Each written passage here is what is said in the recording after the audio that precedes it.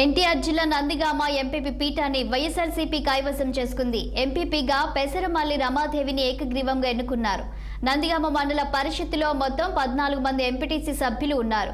అందులో వైఎస్ఆర్ కాంగ్రెస్ పార్టీకి చెందిన ఎంపీటీసీలు 12 మంది, తెలుగుదేశం పార్టీకి 2 సభ్యులు, 1 కోఆప్షన్ సభ్యుడు ఉన్నారు.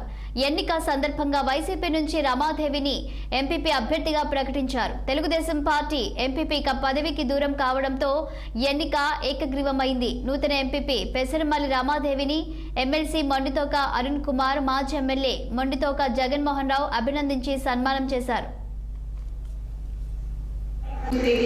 నందిగామ మండల ప్రజా పరిషత్ అధ్యక్ష పదవికి ఎంపిక చేయడం కొరకు ఇక్కడ సమావేశం ఏర్పాటు చేయడం అయింది. ఈ సమావేశంలో 14 మంది ఎంపీటీసీ సభ్యులకు గాను 12 మంది సభ్యులు హాజరవ్వడం జరిగింది. పెసరమల్లి రమాదేవి గారి నామినేషన్ సమర్పించడం జరిగింది. ఆకుల హనుమంతరావు గారు ప్రపోజ్ చేయడం జరిగింది. ఏ సుందరమ్మ గారు బలపరచడం జరిగింది.